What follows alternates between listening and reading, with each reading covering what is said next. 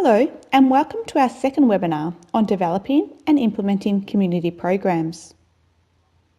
In this session, we will look at designing programs with the community and focusing on developing a program plan which reflects the identified parameters and incorporates an evaluation, engaging stakeholder participation to determine preferred program options, seeking help from participating agencies for implementation arrangements, developing and implementing promotion and marketing strategies, developing and maintaining systems and resources for administrative support of community programs, and identifying and seeking resources.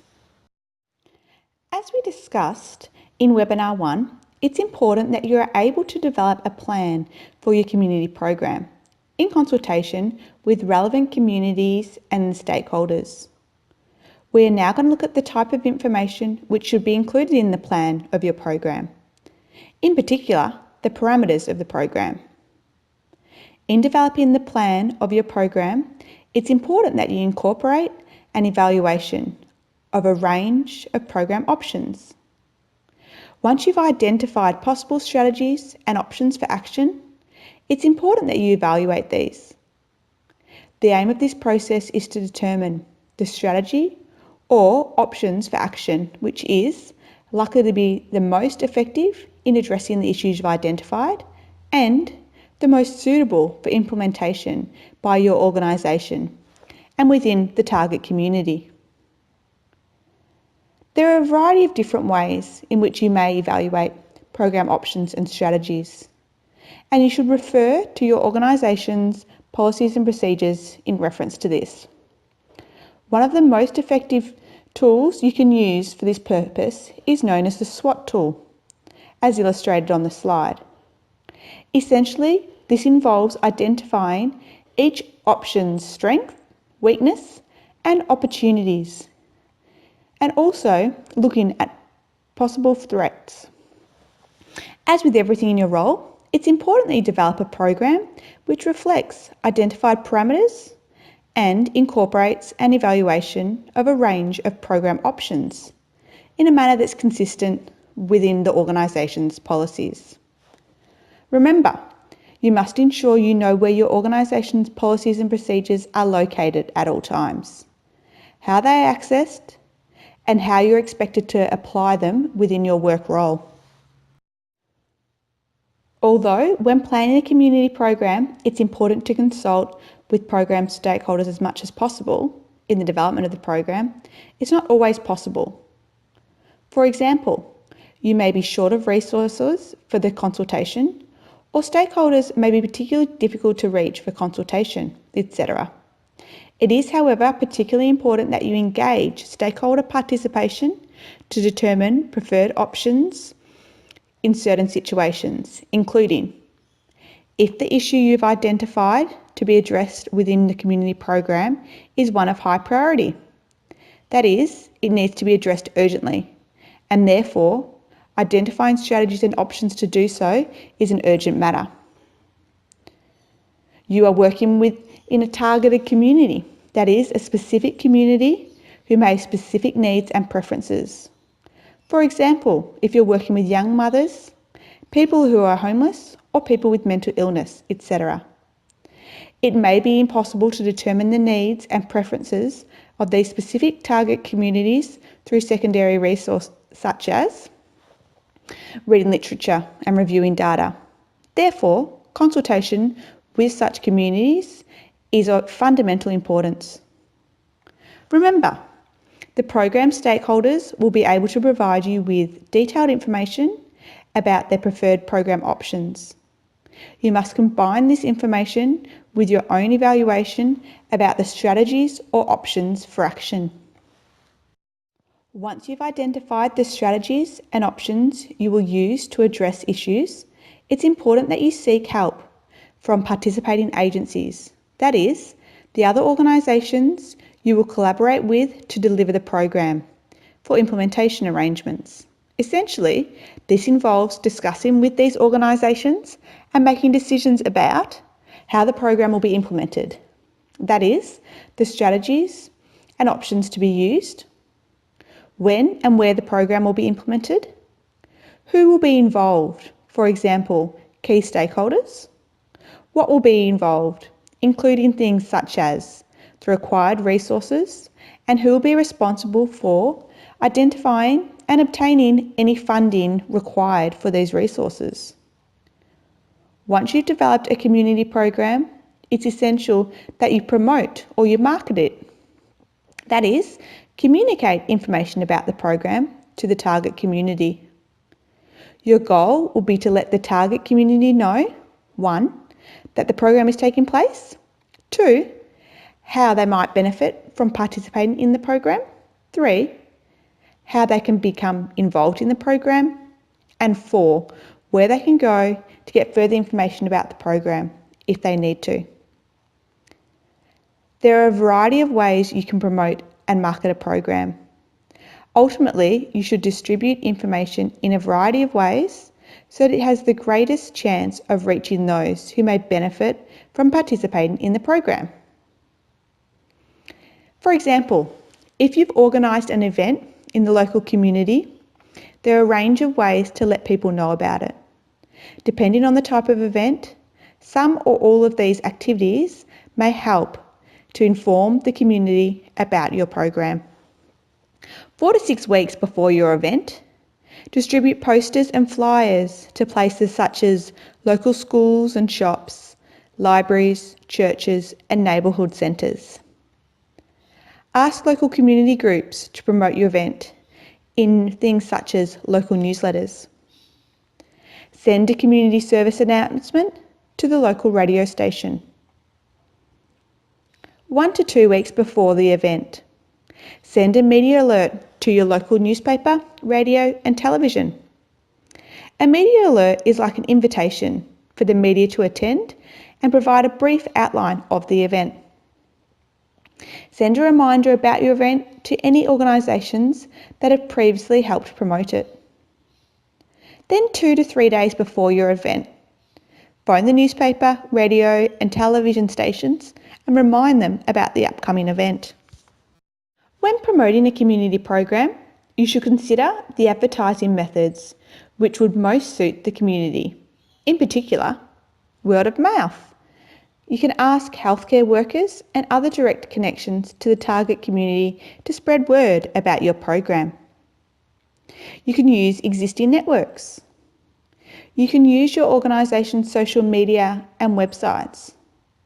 You can display posters and distribute brochures in highly frequented areas such as local shops, canteens, schools and community and health centres, etc. Finally, you can tap into community resources such as a community-run radio station, etc. In designing a community program, it's important that you develop and maintain systems and resources for administrative support of the program.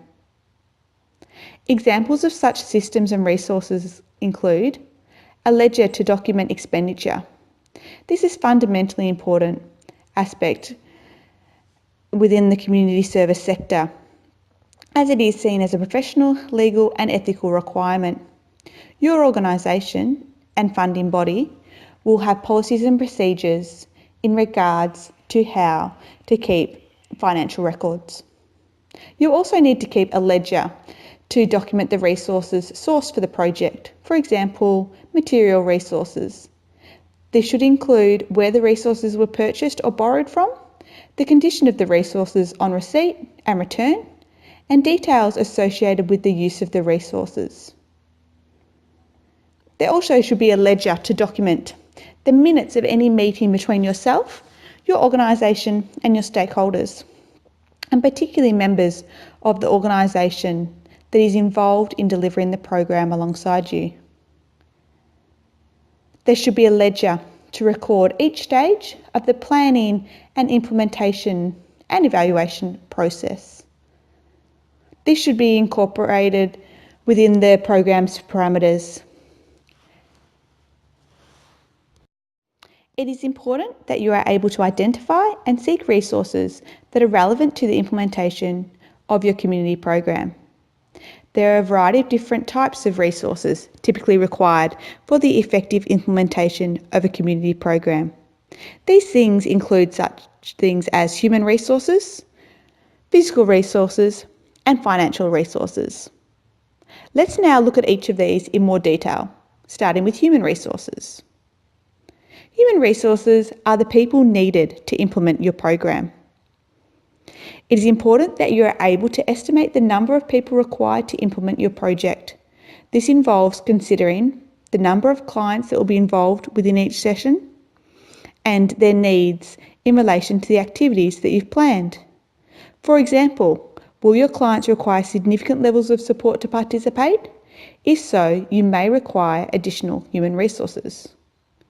You must then source the staff you require.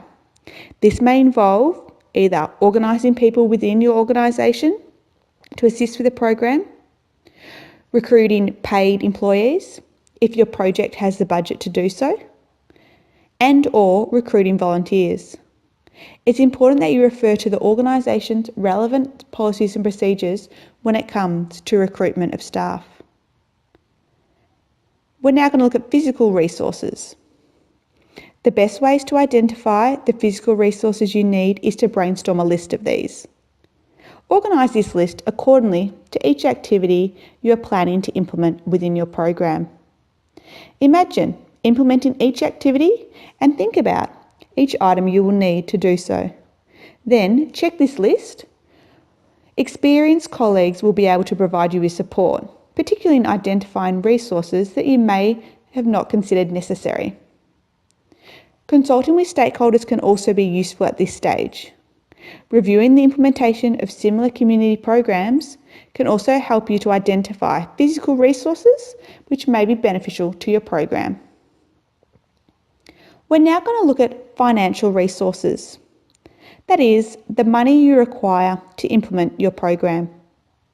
Once you've determined both the human resources and the physical resources required for your project, you can develop a budget of the financial resources required.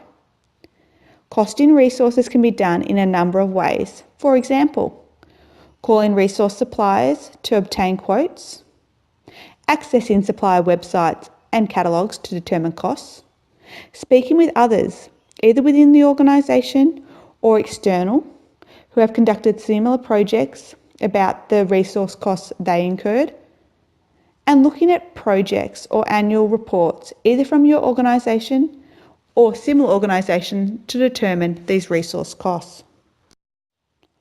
Financial resources may be obtained in one or a number of different ways. Your organisation may already have funding for the program, in which case you would need to engage in the process to release this funding. Funding may also be sought from the participants directly and/or other organisations, both government and non-government organisations.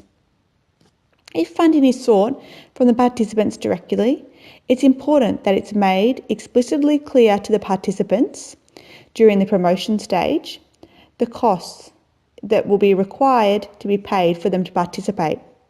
You should explain to the participants exactly how much, in terms of dollars, they'll be expected to contribute to participate and any rebates they may be eligible for. Often you apply for funding from external organisations. There are a variety of potential sources of funding for government and community programs in Australia, including both government and non-government agencies. You must be able to assess sources of project funding, that is, evaluate them to determine if they are correct fit for your project or not. That is important in enabling you to avoid wasting your time and resources submitting funding applications when they're likely not to be approved. When assessing funding resources, consider the following: whether the mission or purpose of the grant matches your project, whether you meet the eligibility requirements, whether the grant is sufficient to cover the costs of your project, whether you can meet the funding body requirements if applicable, whether the grant and its requirements fit your organisation's goals, and whether you're able to commit the time required to actually apply for the grant, because this can be a very lengthy process.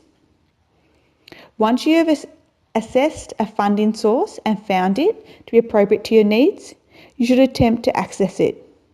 Often it's done by writing a funding application.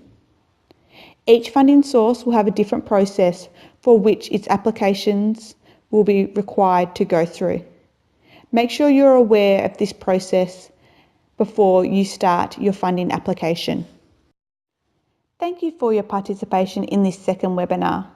Continue now by watching this short video on community programs.